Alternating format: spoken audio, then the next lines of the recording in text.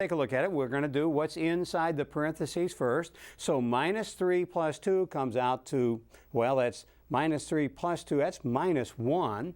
And minus 12 and minus 4 comes out to minus 16. You add them together in that case. And minus 4 plus 6, well, that's 6 minus 4. That came out to 2. I knew that one easily. And then the next one just says 3, so we'll just copy the 3 down. And that's times 3. Now, we have minus 1 times minus 16. Well, the minuses cancel out, and that becomes just plain old 16. And then we have 2 times 3, so we can put that together. And now we have 16, and 2 times 3 comes out to 6, so it's 16 plus 6, and we get 22.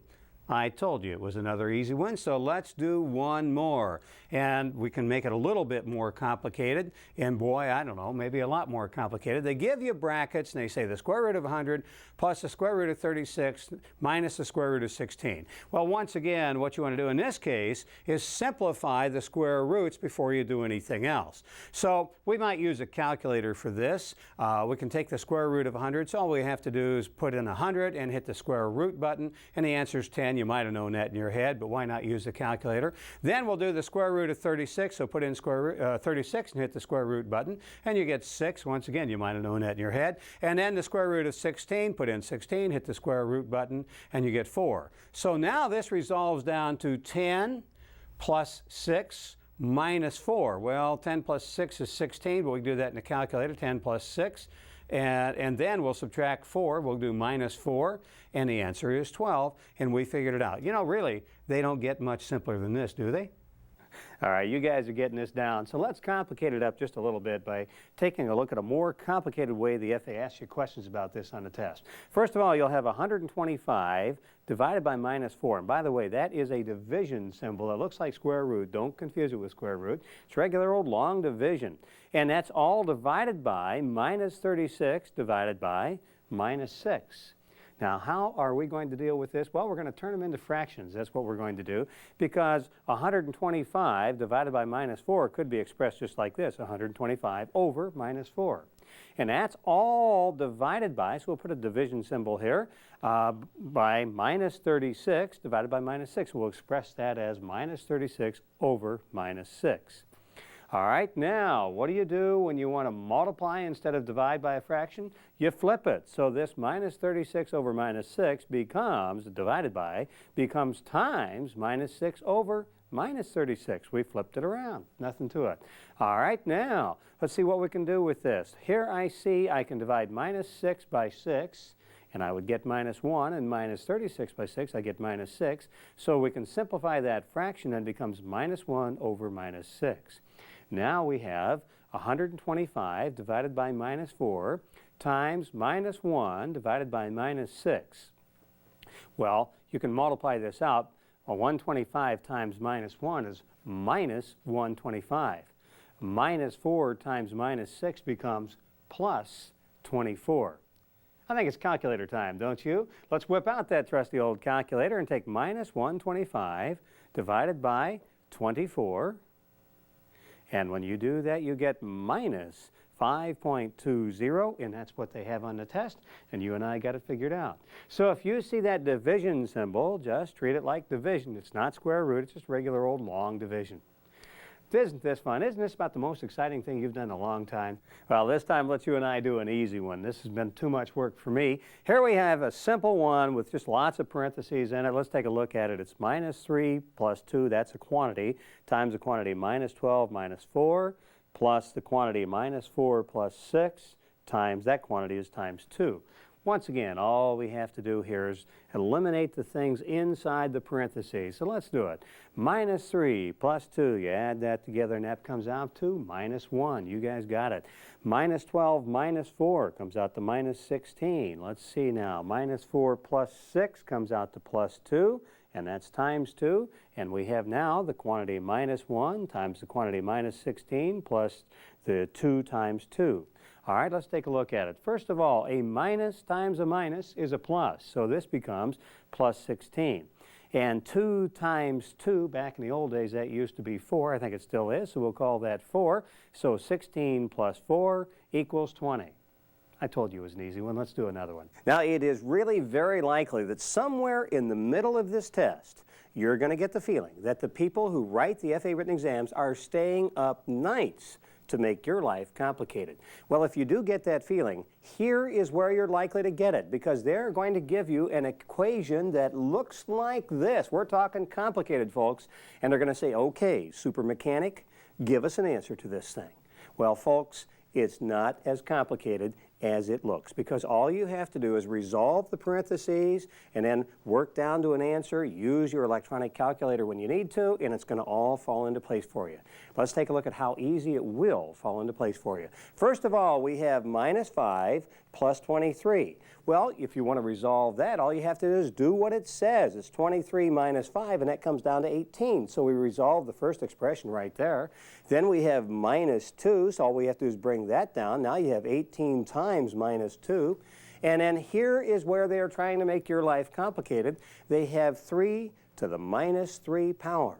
Well, you know, because you took the King course, that anything to the minus power is 1 over that number, so it's really 1 over 3 to the third power. Well, 3 to the first power is 3, 3 to the second power is 3 times 3, and 3 to the third power is 3 times 3 times 3, and that's all there is to it. It becomes 1 over 3 times 3 times 3. Really very simple when you get right down to it. And you're going to multiply that times the square root of 64. Well, if you remember your squares and square root, you know that 8 times 8 is 64. So therefore, the square root of 64 comes down to 8. And so you wind up with this expression, all divided by minus 27 divided by 9. Well, all we have to do is take 27 by 9 divided by 9, which comes out to 3, and put a minus sign in front of it, becomes minus 3. So now we have resolved the expression at the first level. Let's take it down another level. Now we have 18 times minus 2. Well, 2 times 18 is 36. Since it's minus 2, it becomes minus 36. And then we have this 8, so we'll put the 8 up here. 8 times 1, so we have an 8.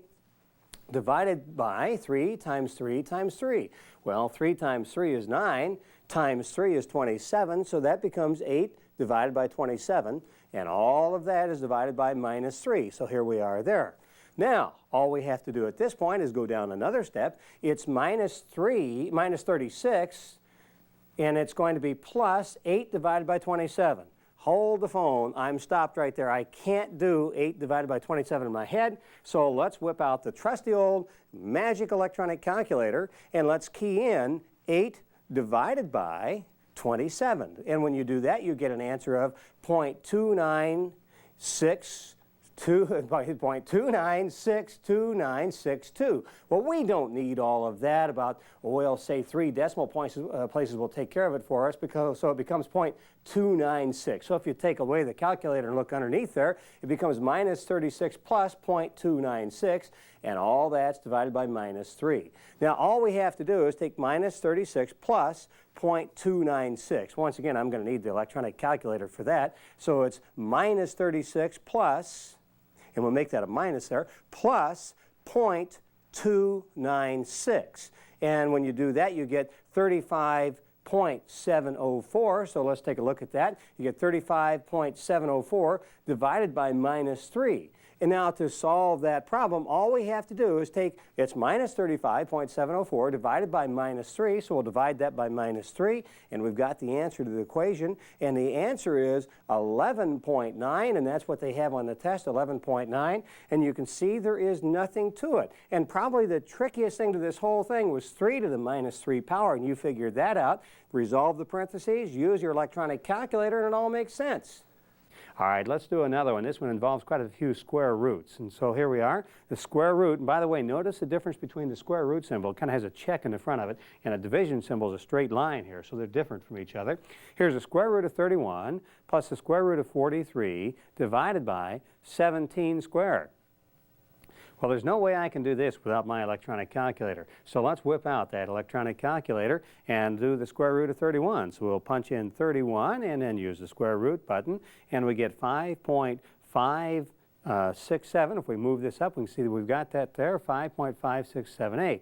All right, the next thing we want to do is find out the square root of 43. So let's punch in 43 and hit the square root of that.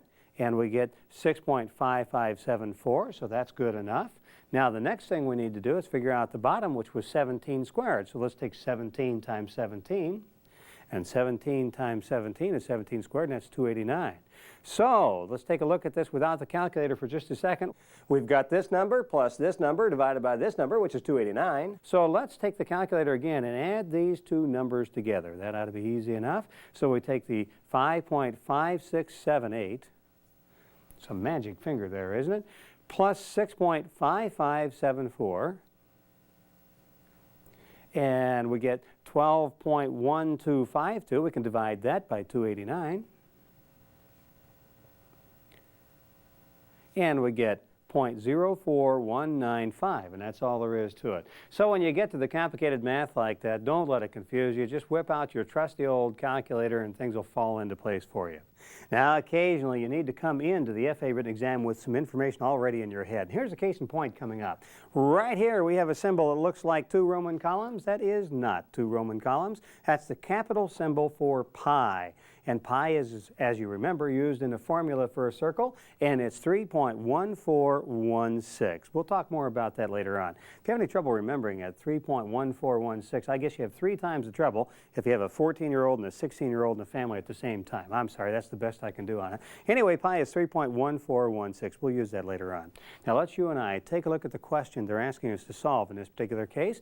It's the quantity minus 35 plus 25 times the quantity of minus 7 plus pi times the quantity 16 to the minus 2.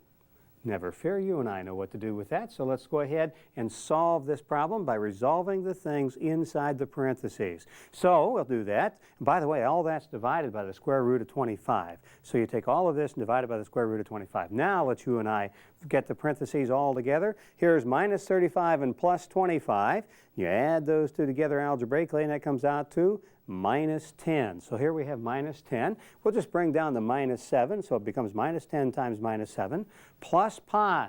And we'll just substitute the number 3.1416 for that mathematical symbol up there.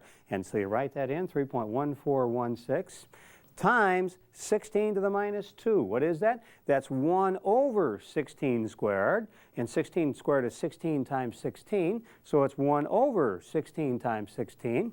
And it's all divided by, if you remember, the square root of 25. I can do that one in my head. The square root of 25 is 5. 5 times 5 is 25.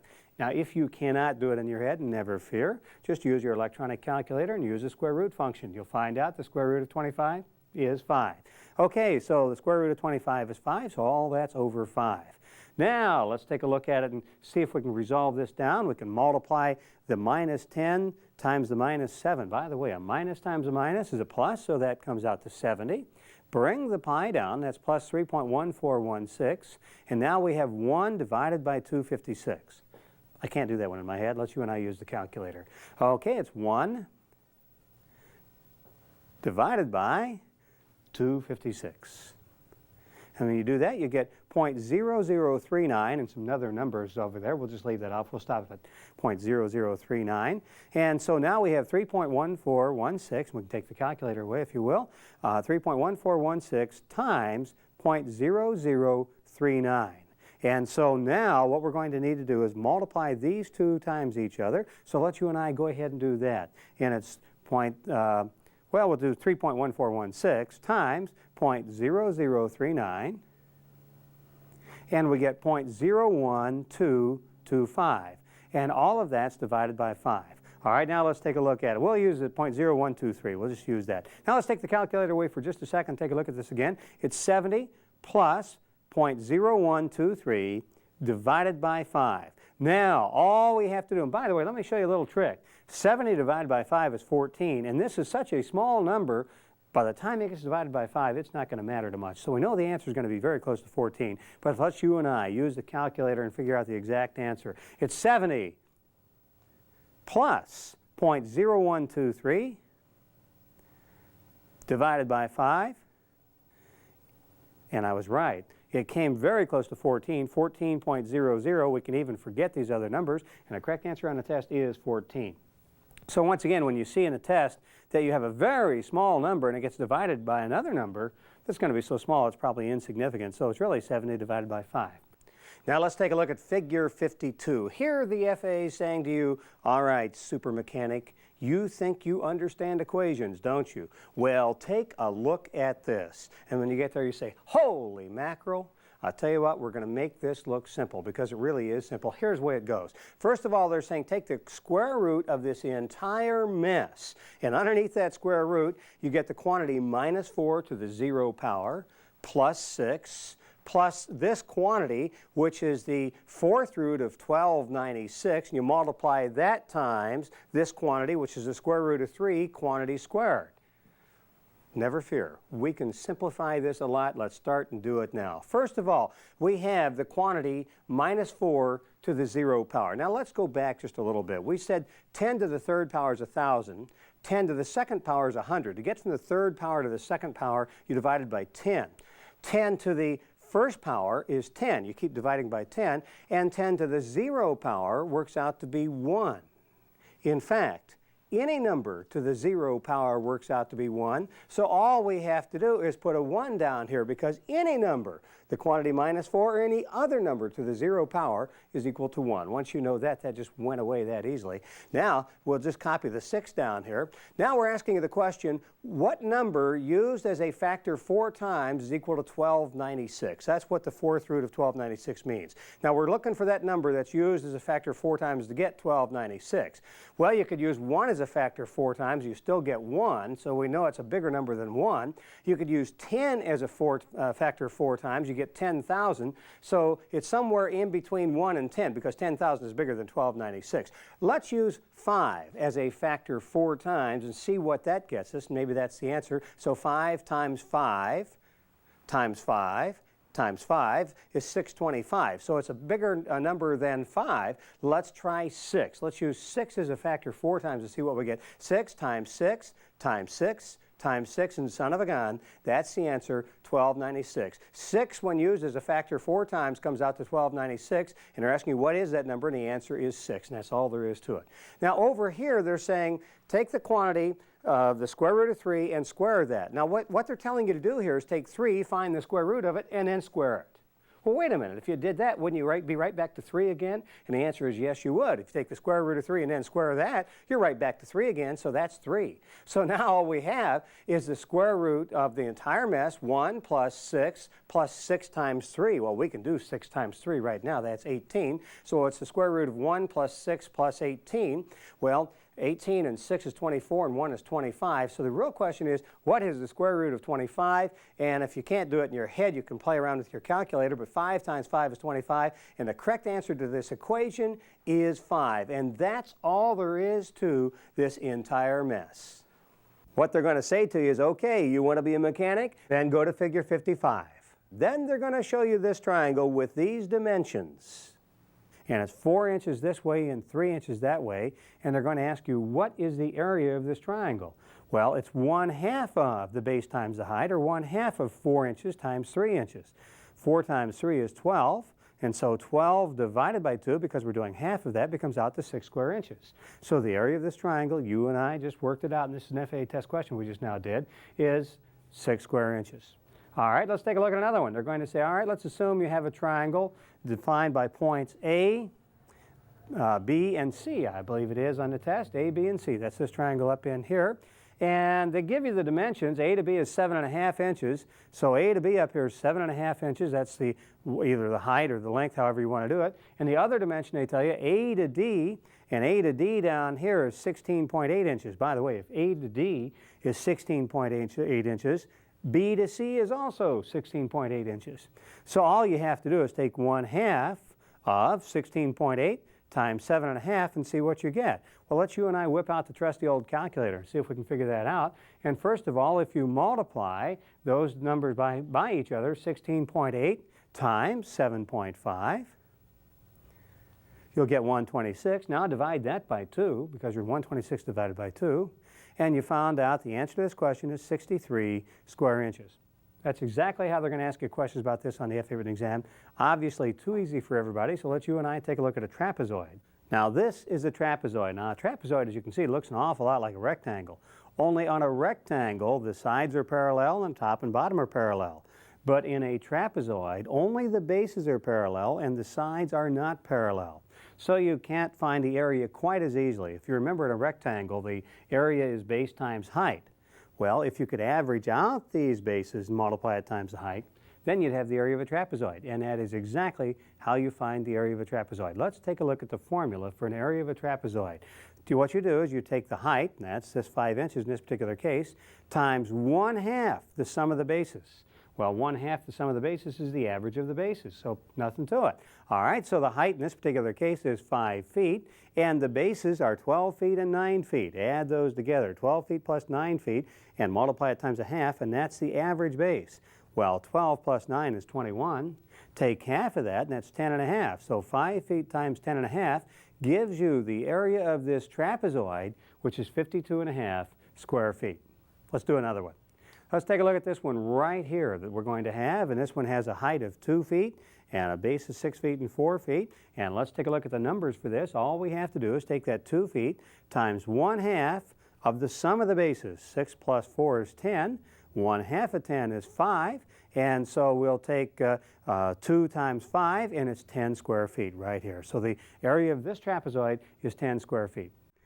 Now here's a question they're going to ask you that requires you know the definition of a cube. Holy mackerel, you might have known it once, but do you know it now? Well, you might remember that a cube is a solid shape in which every surface is a square. So each one of these surfaces is a square. Now, how many surfaces are there in a cube? Well, let's count. There's one at the back here, 2, 3, 4, one at the bottom, 5, one at the top, 6. So there are 6 squares in a cube. Now, what you need to know is they're going to ask you a question that goes like this. They're going to say, what is the entire surface area of this cube where one edge is 7.25 inches? Well, all the edges are the same, so it's going to be 6 times length times the width. So, or length times width are the same in this case, so it's 6 times the length times the width. Now, let's put some numbers in here. It's going to be 6 times 7.25, and these are equal, times 7.25. 6 times 7.25 times 7.25. Well, now, all we have to do is get the calculator out, and we'll take 7.25 times 7.25, and we get an answer for that, which we don't particularly care about. It's 52 and something or other, and multiply that times 6, and we find out that the total surface area of this cube is 315.375 square inches. All right, now let's take a look at fuel tanks. They're going to give you rectangular shaped fuel tanks, as they call it on the FA written exam. And so the volume of any shape like this is like this. Let's take a look at the formula for it. The volume is the length times the width times the depth. So all we have to do is know those numbers for this particular tank, and we'll find out how many cubic inches are in the tank. Well, in this particular tank, it's 37.5 inches times 14 inches times 8.5. There they are, 37.5 this way times 14 times, actually it's 8 1/4. I said 8.5, I lied about that, it's 8 1/4. And so they're going to give it to you as 8 1/4 inches, and they're going to give it to you as 37.5 inches. To make it easy, translate that 37.5 into 37.5. They're going to give it to you as 14, so that's easy enough. Translate the 8 1/4 to 8.25, like so. See there?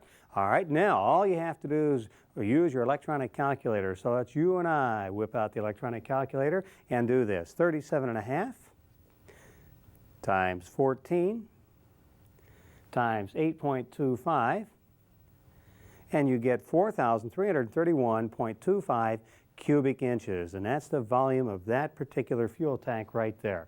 All right, now let's take a look at another way they're going to ask you questions about this. They're going to say, you have a fuel tank that has these dimensions, and this is 12 inches times 30 inches times 60 inches, and they're going to ask you how many cubic feet are in the tank.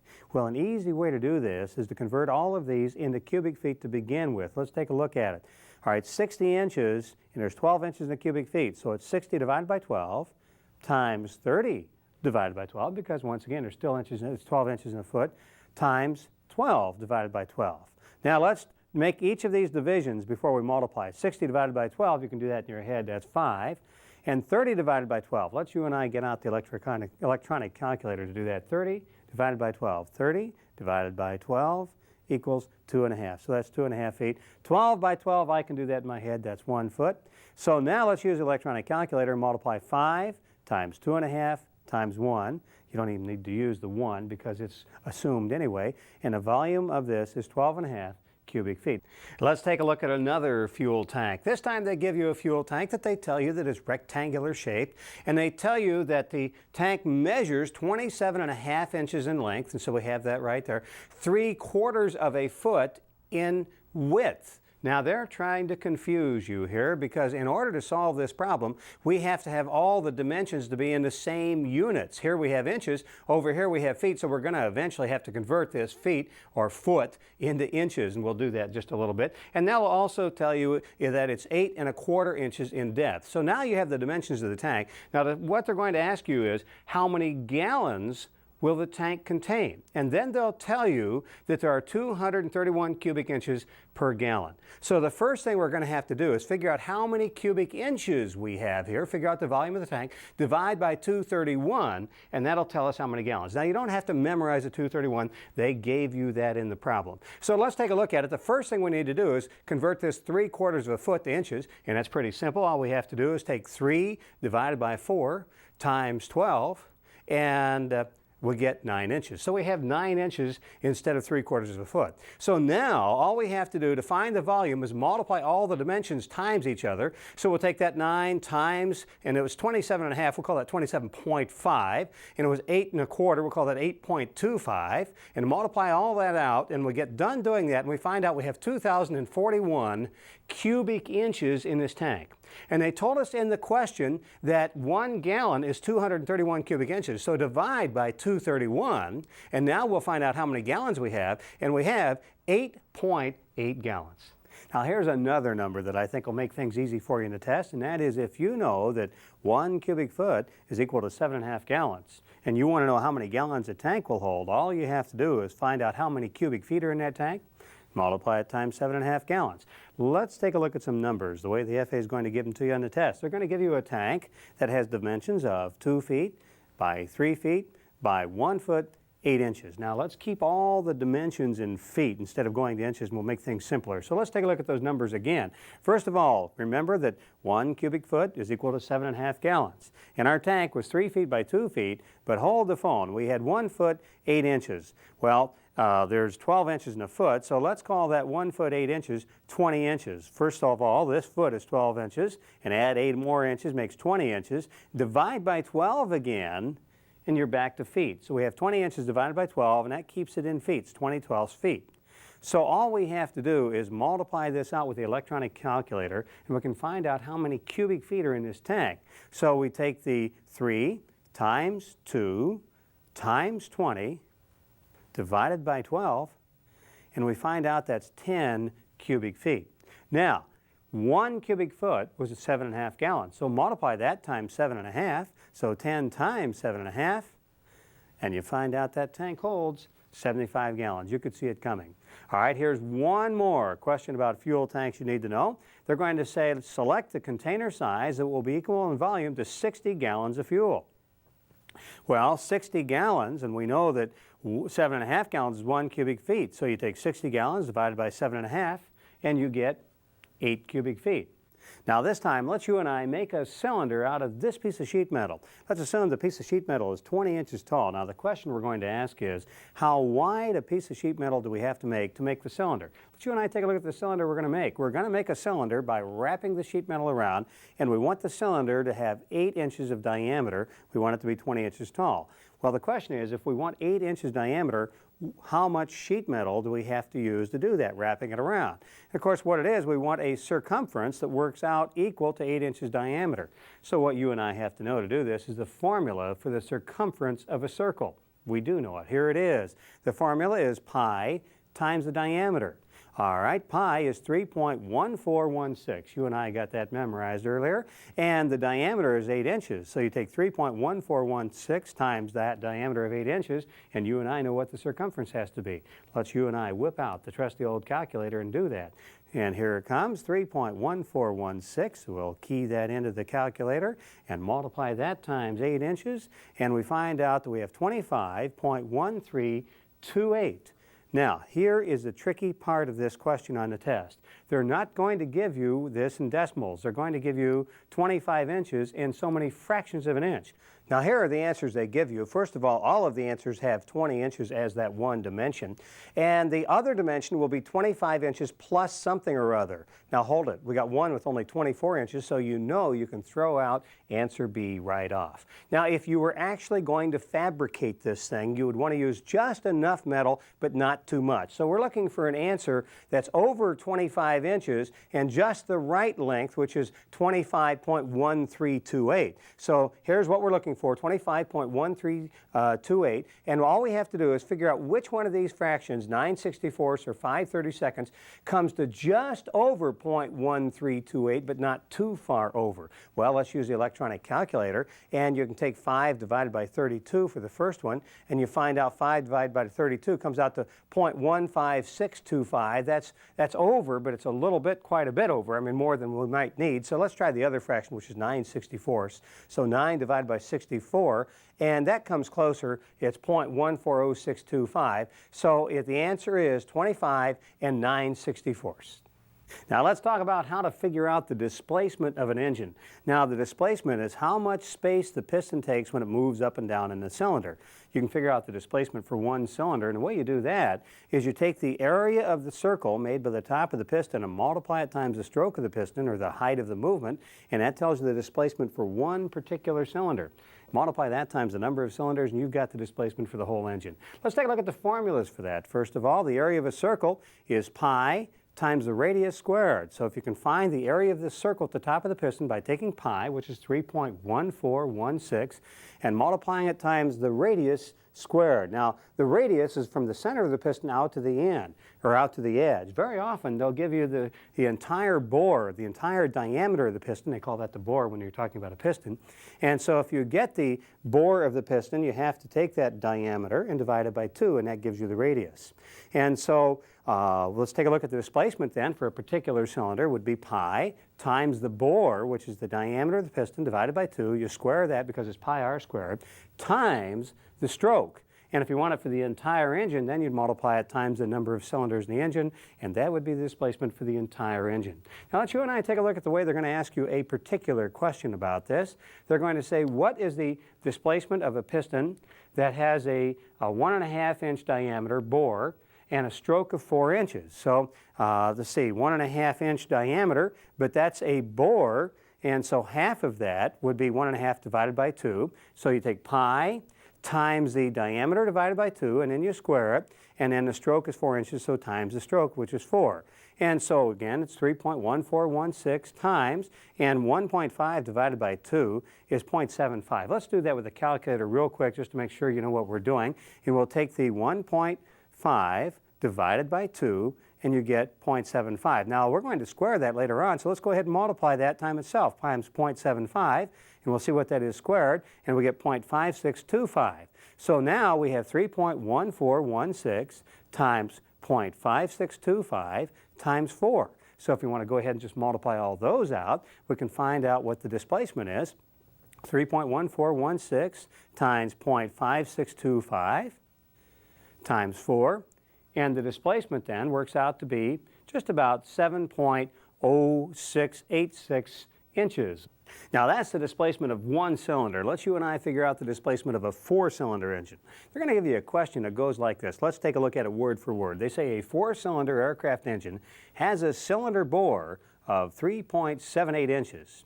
And the cylinder is 8.5 inches deep. Now with the piston on bottom center, the top of the piston measures 4 inches from the bottom of the cylinder. What is the approximate piston displacement of this engine? All right, now let's take a look at it. First of all, you take pi, and remember this particular cylinder had a bore of 3.78. Let's you and I use the calculator and find out what the radius of that piston is. So you take 3.78 divided by 2. The bore is the diameter divided by 2, and we find out the radius is 1.89. That's how we got that 1.89. So you take pi times the radius, which is 1.89, and that's squared. Now, if you remember